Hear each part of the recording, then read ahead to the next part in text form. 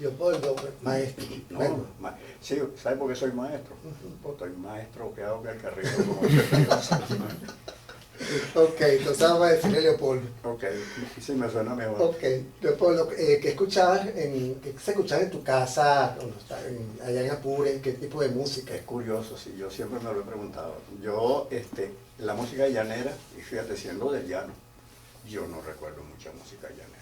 Recuerdo el nombre del Indio Figueredo, pero casi más bien como un nombre, que como lo que oía. Digamos, a nivel de música popular, en ese momento, pues el dios de esa época era Carlos Gardel. Mi madre, como todas las mujeres de esa época, que era muy joven, porque yo creo que nací con 17 años, tendría mi mamá cuando yo nací. Entonces, bueno, enamorada de Gardel. Y mi mamá sí cantaba. Mi mamá le encantaba cantar los tangos de Gardel. Y a veces pasábamos juntos y ella, pues yo cantaba lo que ella cantaba. Y me gustaba mucho, hay unos tangos bellísimos. Gardel, Libertad Lamarque, Hugo del Carril, Agustín Magaldi. Y entonces, bueno, y en Apure, en la radio, había un programa que se llamaba La Hora de los Pitoquitos. No sé qué significa pitoquito, me imagino que los muchachitos, los chamitos, sí, sí, porque sí. Y entonces cantábamos una pila de muchachitos, no sé, de 6, 8 años. Y mi mamá siempre me enseñaba una canción para cantarle en la radio. Y recuerdo que la radio en esa época tenía un micrófono, pero una cosa así, una maleta. Y yo y había público, porque en esa época la radio era, bueno, lo máximo. Y la gente iba a la radio a ver, así fueron un poco de muchachitos ahí cantando, les encantaba ir a la radio. Y yo cuando veía al público me asustaba. Porque la única manera de poder cantar era viendo el micrófono. Me aislaba mentalmente y podía cantar delante de ellos. Ahora, después me pasó que como cantaba en la radio, en la escuela donde estudiaba, me dijo, mira, para que te cantes una canción. Bueno, y en esa época el otro gran compositor era Agustín Lara, ¿no? Que, bueno, eso es la maravilla de las maravillas, Agustín Lara. Y entonces me acuerdo que fui a cantar un paso doble de Agustín Lara. Pero ahí no había micrófono. Y entonces cuando veo a la gente me puse la mano aquí en el cuello y no pude cantar. Me tuve que bajar de la gente lo que hizo fue echarse a reír. Bueno, no pasó más nada, de ahí no pasó más nada. Pues estar aguinaldo. Ahora, a mí lo que más me impactó, estando ya en tercer grado de primaria, que el profesor o la profesora de música de la escuela empezó a enseñarnos los aguinaldos, el maestro solo. Y entonces un aguinaldo que se llama Precioso Querube, que eso me impactó de una manera pero inmensa. Y yo feliz porque yo de tanto que me gustó me lo aprendí de memoria. Y entonces cuando vi a los muchachos que tenían el grupo les dije, mire, me acabo de aprender una maravilla de aguinaldo. Y me puse a cantarse, los muchachos lo que hicieron fue echarse a reír. Es un aguinaldo. Bueno, como ven, los dos extremos. Y yo feliz por aquel aguinaldo, el maestro soy, los muchachos. Yo, eso no era un aguinaldo a lo que yo estaba acostumbrado. Pero bueno, de esa manera pues uno se va metiendo en la música, ¿no? Y aquí en Caracas, para aprender a tocar guitarra, ya estaba en sexto grado. Y recuerdo que había unas clases en las escuelas municipales que las daban dos profesores, Antonio Palacio y Benito Canónico, el autor del Totumo de Guarena, el maestro Benito, padre nada menos que del pitcher que ganó la serie del 41. Y entonces... los héroes del 41. Correcto, el padre del pitcher de Daniel Canónico. Y entonces se dio la situación de que ellos no le daban clases sino a las hembras, a las muchachas solamente. Y la directora de la escuela nuestra pues quería que nos dieran clases a los varones. De alguna manera ella convenció a los maestros, no sé si por debajo de que nos incorporaran. Claro, eran unas clases bastante básicas, ¿no? De saber cómo eran las cuerdas, cómo se pulsaba y tal, porque también en esa época las guitarras eran de cuerdas de acero, dolía, ¿no? Pisar esa guitarra. No teníamos guitarra, pero la directora, sin embargo, nos permitía a los 3 o 4 varones que estábamos ahí ir a la casa, porque la escuela quedaba en una casa y ella vivía en la casa. Y entonces nos permitía ir a practicar con la guitarra, pues las cositas que habíamos aprendido. ¿Y por qué la guitarra? ¿Cómo? Después que eras cantante, saltas a la guitarra. Bueno, la verdad es que también cantaba en el Orfeón del Colegio Carabobo, cuando estaba ya en secundaria, en tercer año, no, tal vez antes. Bueno, el asunto que en esa época la directora del Orfeón era Modesta Borges. Y entonces ella a varios de nosotros nos recomendó que estudiáramos música. Incluso yo, a pesar de tener una voz muy fea, de eso estoy seguro. Lo único que puedo decir era que era afinado, pero la voz no me gustó cuando vi la primera grabación. Entonces yo era uno de los solistas del Orfeón. Y tenía mucha bueno, y tocaba la guitarra con las clases que nos dio el maestro Canónigo y el maestro Palacio. Compartíamos con los amigos.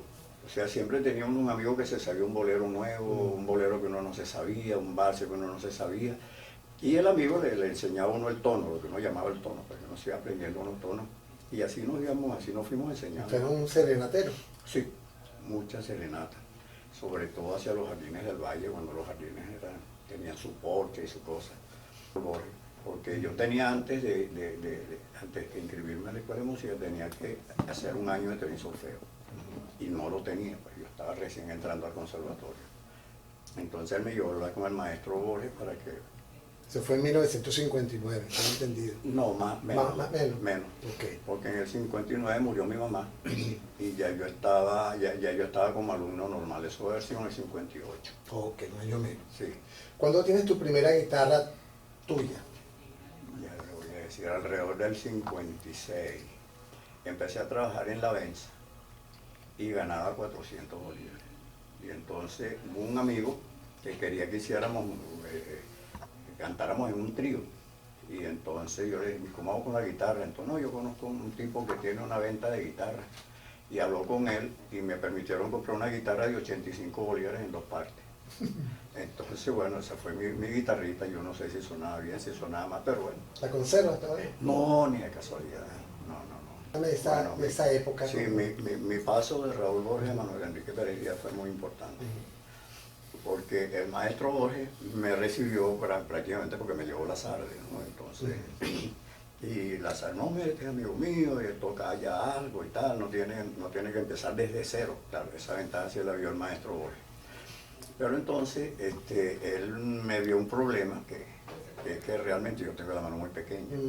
Y entonces generalmente para ciertos instrumentos, tal vez para el violín no, pero para la guitarra, el piano, esos instrumentos, pues, dedos largos. Es preferible que los dedos sean largos porque hay sitios que llegan con facilidad.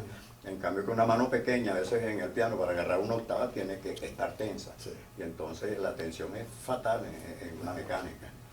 Y entonces el maestro Borges, bueno, sabía que yo tocaba y tenía mucho entusiasmo, pero a él no le gustaban mucho las manos. Y cuando él se fue, porque estaba enfermo, y vino el maestro Perejillas me dijo, mira, tienes la recomendación de Raúl Borges. Yo digo, ¿cómo? Sí, te recomendó el maestro. Dije, no puede ser, maestro. Sí, él siempre se quejó de que yo tenía la mano muy pequeña. Me dice, tú tienes la mano chiquita, bueno, vamos a agrandarla. Entonces empezó el maestro Perejillas a mandarme ejercicios para extender los interdigitales. Y entonces, bueno, eso me ayudó un poco, ¿no? Porque verdaderamente sí, a veces una posición tan sencilla para mucha gente, pues para mí era un problema, ¿no? ¿Qué edad tenía? Ya 17 más o menos. Y parece mentira, en la escuela de música cuando yo estudié, teníamos clases los lunes, los miércoles y los viernes a partir de las 8:30 de la noche. Oye, eso suena pero imposible. Yo a las 8:30 me trabajaba en Santa Capilla a esa hora. Salíamos como a las 10 de la noche o algo así. Y el maestro Víctor Guillermo Ramos, que era el que nos daba clase, venía desde La Vega a pie hasta Santa Capilla. Venía y se iba a pie a las 11 de la noche. Ok. ¿Cuándo realizaste tu primer concierto? Ya así como... Esto fue en Valencia, creo que en el año 62.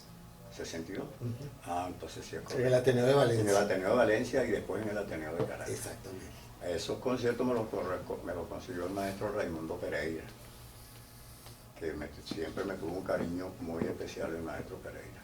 El programa era de los vihuelistas hasta las piezas venezolanas.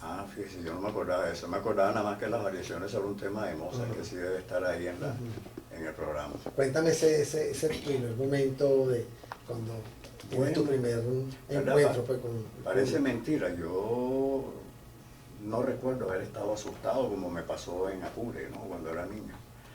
Y tal vez, bueno, porque no tenía conciencia del nivel que podía, porque no oíamos muchos guitarristas, oíamos los discos de Segovia, pero no teníamos idea de qué era de cuánto se tocaba. Para mí toqué muy bien, sabe Dios cómo sería ese concierto. Y la gente que no estaba muy acostumbrada a oír guitarra clásica, pues salió encantada también.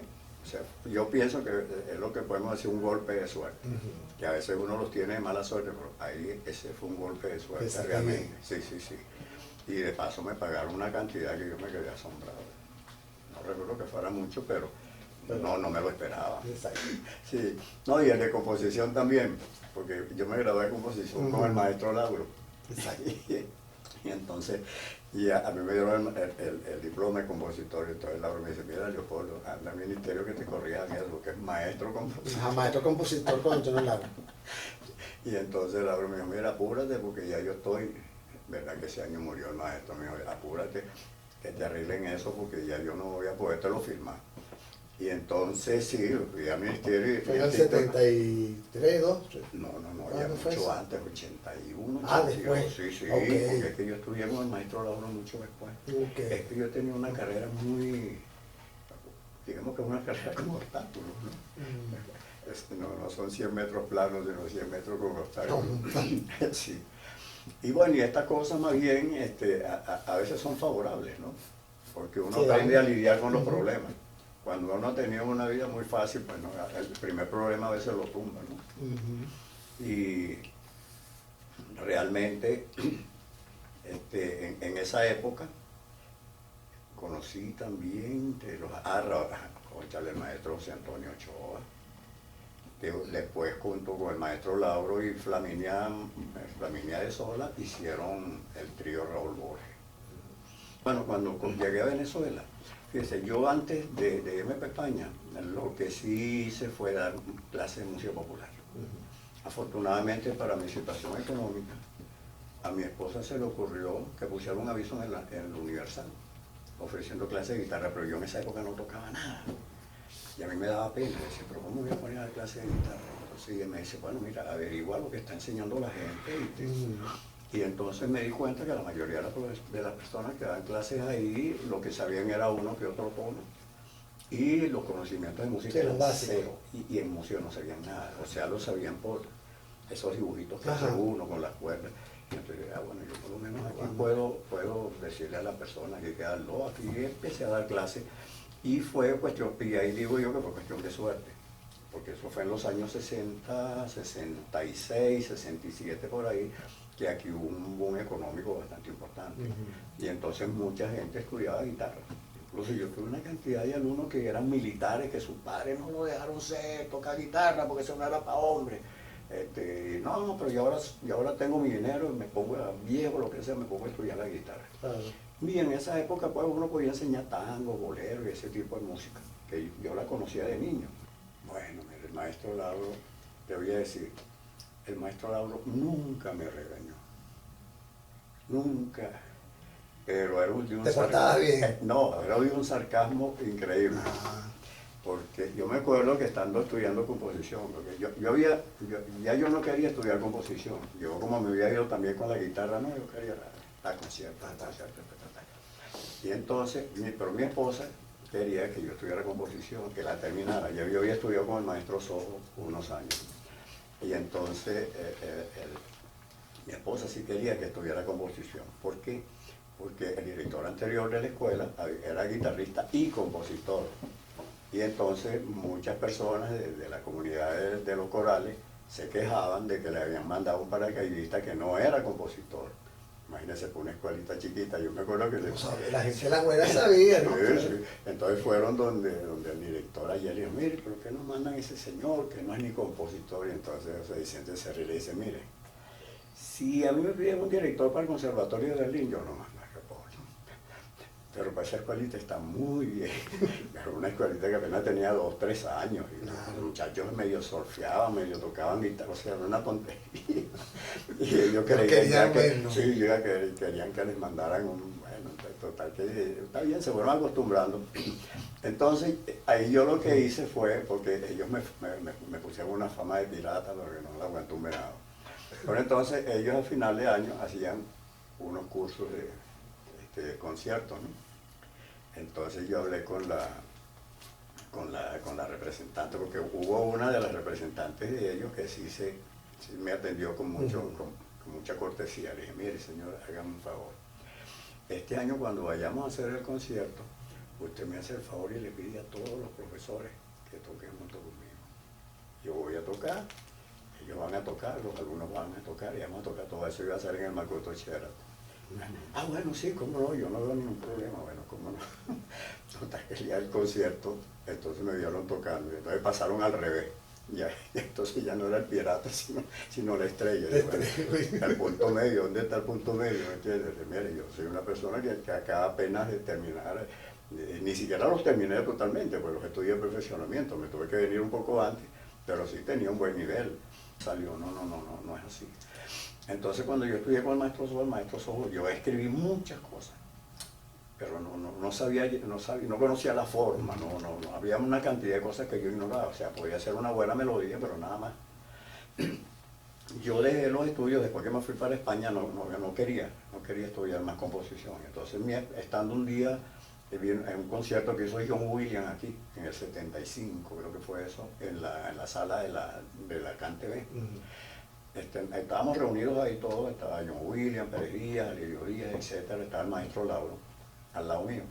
Y entonces mi esposa se le acercó y dice, mire maestro, Leopoldo no quiere estudiar composición. Y el maestro, que era el tote, me pone la mano y me dice, mira Leopoldo, te espero mañana en mi casa. Y el maestro, es que yo no toco piano. Yo pienso que para ser compositor hay que dominar el piano. Además pienso que todos los grandes compositores son pianistas excelentes. Todo, Beethoven, Brahms, Tchaikovsky, todo. Y si usted oye los conciertos de violín, los grandes conciertos de violín no los han compuesto violinistas, sino pianistas. O sea, el gran concierto de violín es el de Tchaikovsky, el de Brahms, el de Beethoven. O sea, los de Paganini, bueno, no se pueden comparar con el trabajo de los otros, con el trabajo de Rachmaninoff, etc. Y entonces yo no quería estudiar. Y yo le dije, maestro, es que yo no toco nada de piano. Le haga caso a mi esposa. No, entonces me dice, no importa, componemos para guitarra. Le dije, ah, bueno, así sí, pues sí, como decía el chavo. Ah, pues sí, así, pues sí. Entonces, bueno, sí, nos fuimos y entonces me pasó 3 años dándome clase el maestro Lauro. Porque yo tengo una influencia muy grande de Vicente Emilio Sojo y de Lauro, pues, de los dos. Y Lauro también la tenía del maestro Sojo, o sea, no podemos negar a Sojo ahí como el abuelo o el padre, en fin, como sea. Y entonces, cuando toqué el concierto, en la Sinfónica, posterior había un bandolinista que se llamaba Iván Abel. Y entonces él tenía que tocar con la Sinfónica Municipal un concierto para mandolina y orquesta. Y entonces él le encargó a varios compositores un concierto para mandolina y orquesta. Y le gustó el mío. Creo que eso fue en el año 86, que el maestro Lauro no lo pudo oír, ya el maestro Lauro había muerto. Y el maestro sí me lo llevó a revisar. O sea, nunca lo oyó pues tocado por la orquesta, pero sí lo oyó en las partituras. Y le gustaba mucho. Y tienes una para flauta y orquesta. Ajá, y entonces a raíz de cuando estaba componiendo ese concierto para mandolina, como yo nunca he sido un muy gran lector con la guitarra, o sea, de esas personas que leen mucho, personas que a lo mejor no son muy grandes ejecutantes, pero leen mucho, tienen una buena lectura, yo no la tenía. Entonces yo le pedía a Toñito Naranjo que me leyera la parte de mandolina, porque era muy rápida, ¿no? Y yo quería oírla como se oía rápida, y él sí leía eso a millón. Y entonces recuerdo que él me dijo, mira Leopoldo, si a Iván no le gusta esto, lo transcribimos para flauta y lo tocamos como concierto de flauta, el concierto de mandolina.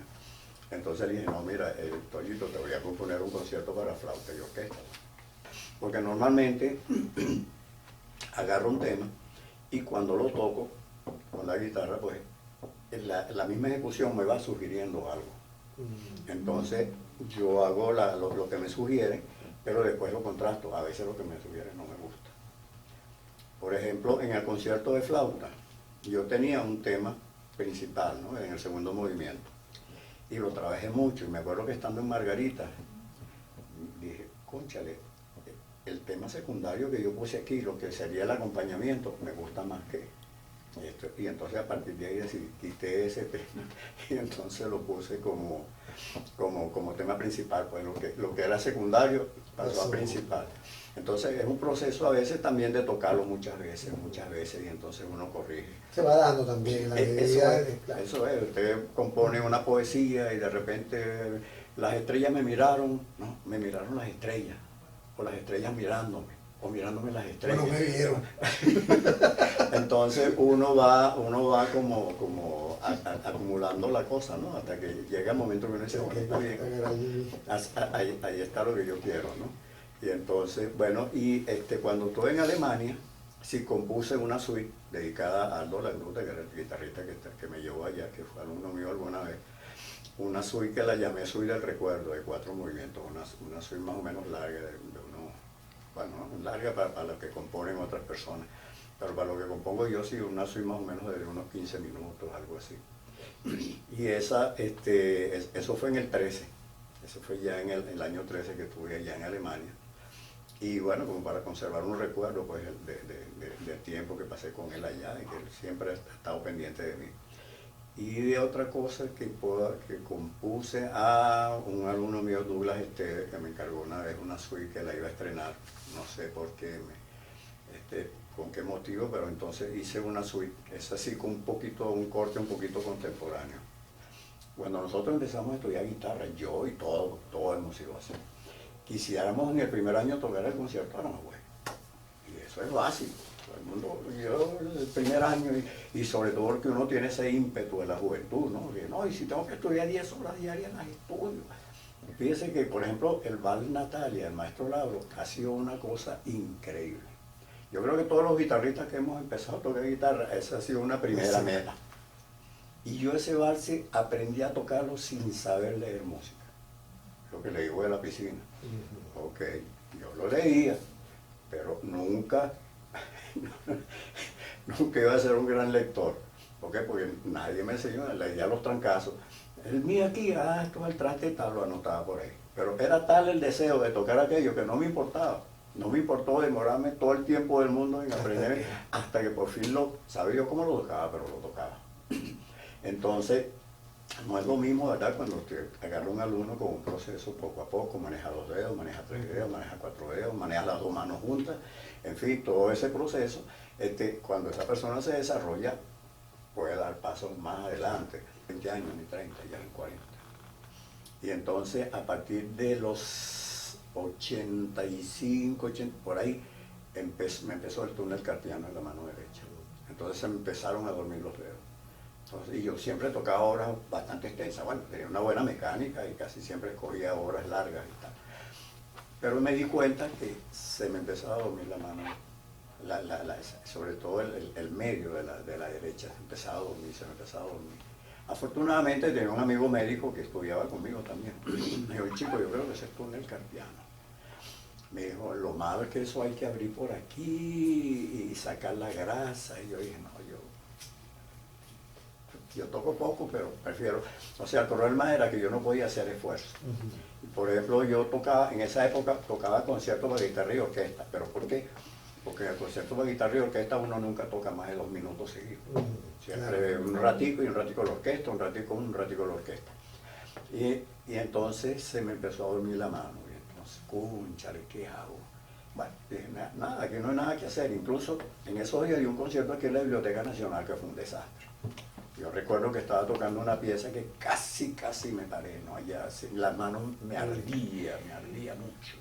Yo no hallaba qué hacer, terminé, pero para mí eso fue horroroso, o sea, la ejecución. Sufrimiento. Sí. No, y debe haber salido feísimo eso.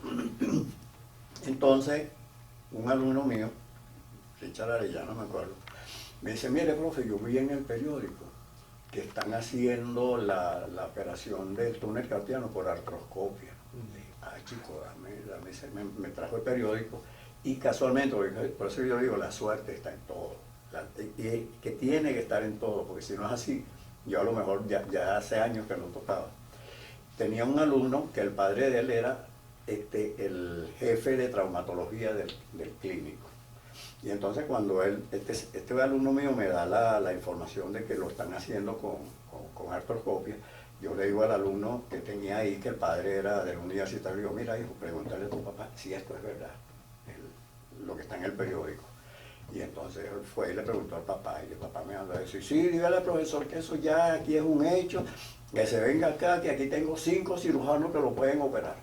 Bueno, y entonces después tuve la suerte de darle clase a Aldo La Gruta, que llegó a un nivel pero impresionante en Europa. Y ¿quién más fue? Lucho Quintero. Lucho era un niño prodigio. Y lo de Lucho fue también por casualidad, porque la mayoría de los profesores no querían cargar con ese muerto. ¿Por qué? Porque era verdad que es una responsabilidad darle clase a una persona tan talentosa. Entonces, bueno, en esa época yo era el más nuevo en Santa Capilla, estaba nuevecito como profesor. Me tocó a mí. Cada uno le fue sacando el cuerpo y me lo dejaron a mí. Bueno, y fue una experiencia magnífica, pues con Luchito, bueno, era un niño, pero yo no estaba acostumbrado a trabajar con niños. Era lo único, pues. Y también trabajaste con no guitarristas como Federico Ruiz, sí, Piero Pesotti y Francisco... Sí, pero eso fue, con ellos lo que hice fue las obras que publicaron aquí, okay, yo se las digité. Okay. Y a Francisco Rodrigo le digité más de 100 obras. Sí, que tiene un opus. Sí. Aquí está, por cierto. Sí, él lo donó para acá, sí, él siempre me... Sí, le hicimos la entrevista. Sí, él está en España y a veces nos comunicamos algo. Aquí, entonces cuando uno cumple 30 años dando clase, le dan la orden Francisco de Miranda. Esa orden, no sé si me dieron la medalla y no el diploma, o si me dieron el diploma y no la medalla, pero yo sé que fue una época en que algo de eso no había. Y bueno, pero de todas maneras, pues, tenía la orden Francisco de Miranda. También me dieron la Vicente Emilio Sojo y la Guadaira Repano, esas tres. Y digamos, he participado como jurado en algunas cosas importantes. Alguna vez fui presidente del Jurado Internacional de Laririo Díaz, lo que no sé en qué año fue, pero incluso fui presidente del jurado. Y muchas veces he sido jurado de los concursos municipales de composición. Y en alguna vez me dieron el premio de... Maestro honorario de la Universidad de La Salle. Eso fue en el 2011 o en 2009. 2011. 2011, sí. Sí, fíjate, en esto, lástima, bueno, en el teléfono, me han escrito, algo que me impresiona mucho, que me han escrito 2 guitarristas internacionales, uno brasileño y uno portugués, para pedirme mi opinión sobre un vals venezolano que escribió el portugués. Por supuesto, tratando de imitar el estilo del maestro Lauro. Entonces, a mí eso sí me parece trascendente, porque el brasileño es uno de los grandes maestros en este momento a nivel internacional. Se llama Edson López. Y entonces, de alguna manera, él conocía a alguien que me conocía y me llamó y me dijo que él quería publicar ese vals en internet, el que compuso el portugués, pero él quería estar seguro de que era un vals venezolano. Y entonces me pidió mi opinión y tal, y entonces yo le dije, mire, me pareció excelente. Si usted no me dice que es un portugués que lo compuso, yo ni me entero. Después hablé con el compositor portugués y el compositor portugués me dice que él es un enamorado de la música venezolana, pero totalmente. Claro, la duda que tenía el maestro es que el portugués compuso el vals en un tiempo que nosotros no usamos, que él lo puso en 3x8 y nosotros lo escribimos en 3x4. Entonces yo le dije, mire, si lo traslada a 3x4 se aclaró todo el problema, ya está. Bueno, ok. ¿Cómo es eso, maestro? Bueno, es que en la medida, ¿verdad? Nosotros estamos acostumbrados a escribir con corcheas una frase, ta, ta, ta, ta, ta, ta. Por ejemplo, los valses de Lauro son 3x4, ta, ta, ta, ta, ta, tiri, ta, ta, ta, ta. Esas son corcheas. Pero este señor las escribió como semicorcheas.